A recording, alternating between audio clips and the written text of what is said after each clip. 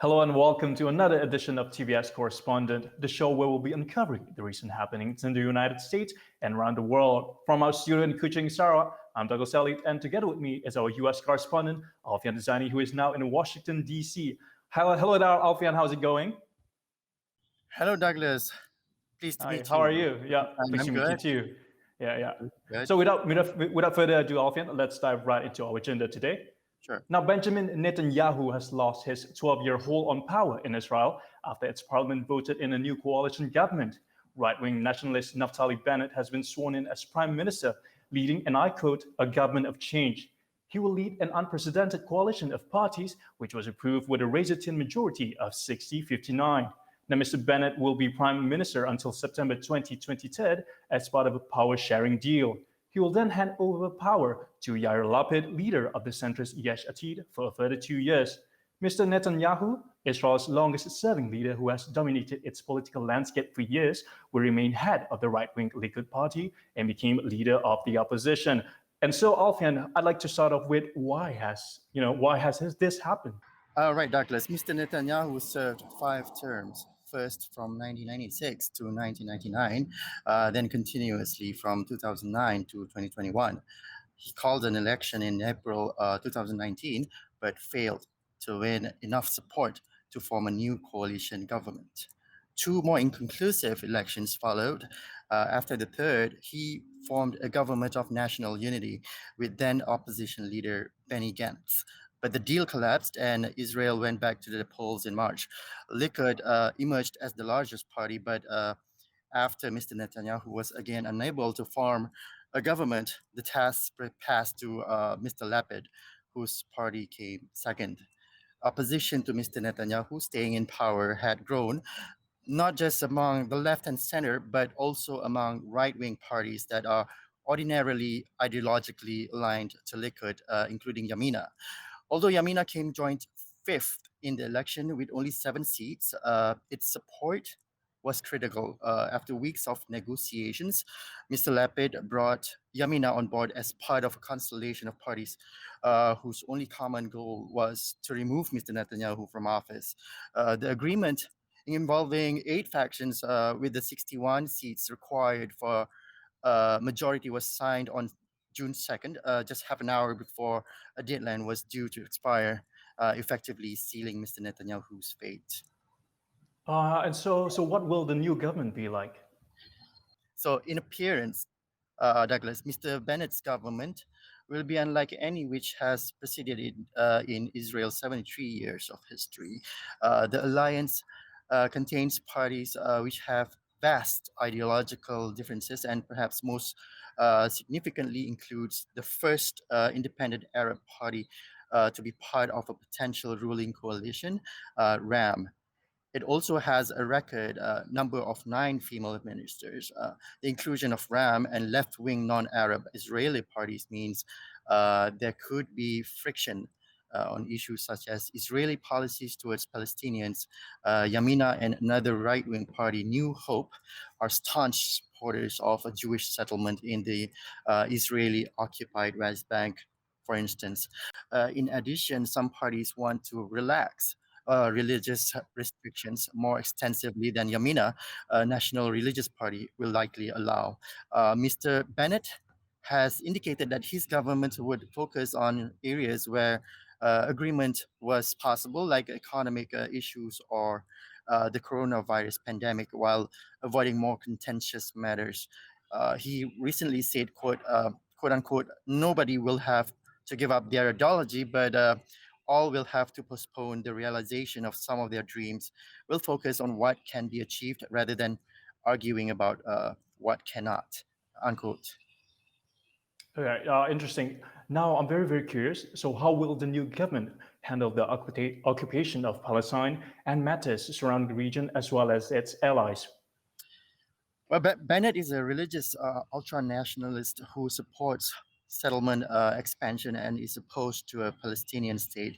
But he risks losing his job if he alienates his dovish coalition partners.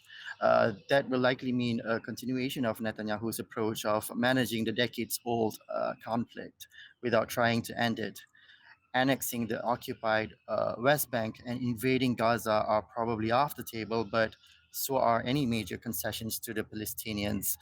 Every every Israeli government has expanded Jewish settlements in the occupied West Bank and East Jerusalem, which Israel captured in the 1967 war, and which the Palestinians want for their future state. This government is expected to do so in a subdued way that avoids angering the Biden administration, which is pushing for restraint and an eventual revival of peace talks. The new government is expected to maintain Netanyahu's hardline stance on Iran and oppose President Biden's efforts to revive its international nuclear deal, but senior officials have already vowed to do so behind closed doors rather than bringing the rift out in the open as Netanyahu did during the Obama years. The new government will also likely work with Biden to strengthen ties with Arab states. Douglas. All right. Well, this has certainly been an interesting start to this topic, but we're not done yet. We'll be right back on TVS Correspondent with more.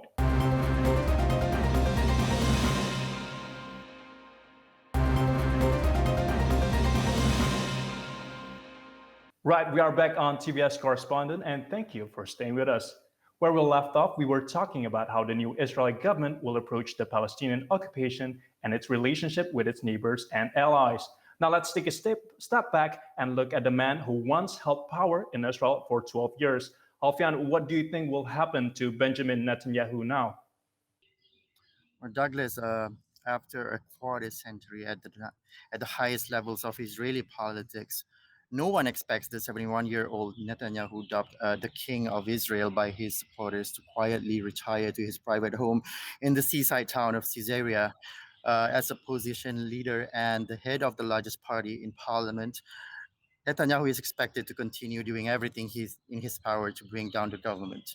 His best hope for avoiding conviction on serious corruption charges is to battle them from the prime minister's office with a governing coalition that could potentially grant him immunity. But his domineering presence could continue to bind his opponents together. Bennett, already branded a traitor by much of the right-wing base he shares with Netanyahu, heads a tiny party and is unlikely to get another shot at the top job. Netanyahu could meanwhile face a challenge from within his defeated Likud party, which includes a number of would-be successors.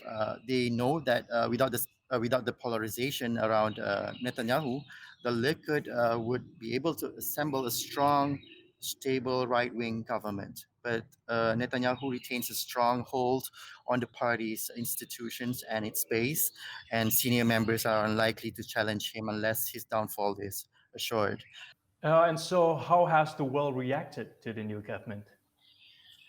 The US President Joe Biden said that the United States remained committed to Israel's security and would work with its new government.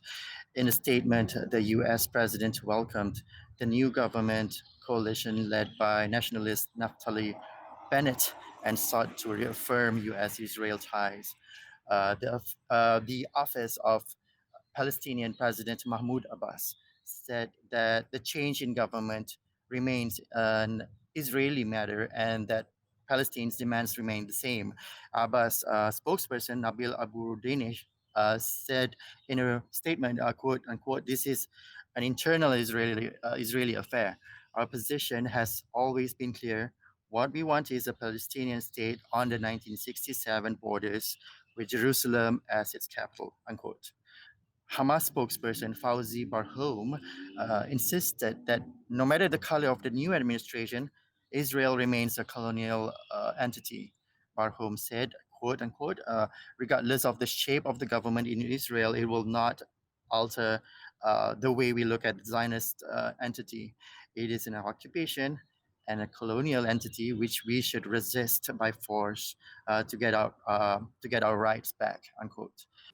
Right. Thank you, Alfian. So here's something that I think everyone would truly like to know. Will Bennett be worse than Netanyahu for Palestinians? What do you think? um, Douglas, at first glimpse, there appears to be a little difference between him and his predecessors, Both are opposed to the resumption of any form of the peace process that may force them to make room for the aspirations of the Palestinians. While most expect him to be just as bad as Netanyahu, others say that he would carry out his agenda to expand illegal settlements even more vigorously. Some hope he might cower under pressure from the Biden administration and turn out to be more pragmatic, perhaps. The difference between Netanyahu and Bennett is that Netanyahu, as we have seen, can buckle under international pressure. Also, he seemed flexible on the two-state solution. Sometimes he would say he was okay with it. Bennett has a much more ideological and tougher stand. Bennett is a staunch supporter of Jewish settlements and of the annexation of most of the West Bank, including occupied East Jerusalem. And he also opposes a two-state solution to the conflict. We also have seen that Bennett, without flinching, allowed the flag march by Jewish nationalists through Jerusalem. It was seen as a grave provocation by the Palestinians, especially since clashes between Israel and Hamas last month barely just ended. Since the clashes last month, the Palestinian resistance has indeed picked up pace, and a new generation of activists seem determined to save their homes and the land of their ancestors too. Netanyahu or Bennett, Palestinians say that their resistance will continue. Right. Sheera. Looks like we'll just have to wait and see, I guess, what the new Israel government does in the coming weeks. And we could only hope that the new administration means new changes for the fate of the Palestinian people. So, Alfian, I guess, well, that's all the time we have for today. I really appreciate your time, and I thank you again for being with us. Once again, thank you for joining us on TVS Correspondent. I'm Dahil Salit with Alfian Zaini. See you all next week. Take care, everyone, and stay safe.